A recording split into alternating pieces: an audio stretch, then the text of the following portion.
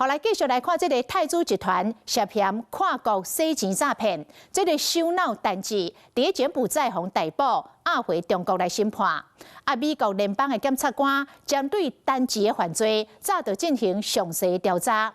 讲单子伫柬埔寨至少建立10个电信诈骗园区，上旺的时期，逐工拢赚美金3000万，也就是新台币10亿。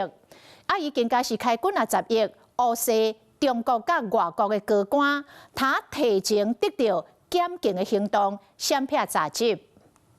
靠手铐封押的飞行机，过去花最会简单的泰铢集团首脑单子，资金封押登去中国。重大跨境赌诈犯罪集团头目陈志从柬埔寨金边押解回国，这是中柬执法合作取得的又一重大战果。虽然单子引渡登去中国受审，不过美国联邦检察官早就已经详细调查，敢若起诉数就有68页。美国检方指控，单子伫咧柬埔寨境内至少成立10个电话诈骗园区，佮涉嫌买受中国公安部安全部官员，也佮其他外国大官，提早知影检警的执法行动，要以300万美金买游艇，或者是提几600万美金的名表买受大官。要以照顾大官的后生当作条件来交换，互集团的成员会当脱身。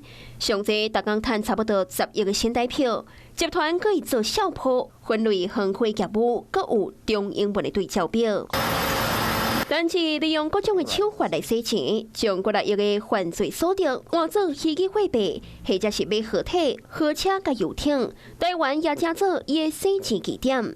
有网友压了，一个定伫网络顶悬拼引导外好野的网红，敢若就是因某。网友压了，相片中的男子敢若就是单子。这个老网红的厝内有甲水族馆摆大开鱼缸，也有用24K 金打造10摊位钢琴，验过伊的身份，官方也未证实。单子红引导登去中国，后续各界也继续关注。Hello， 我是庄慧琪。想要抢先掌握最及时的新闻资讯吗？赶快订阅、按赞、开启小铃铛，锁定华视新闻 YouTube 频道。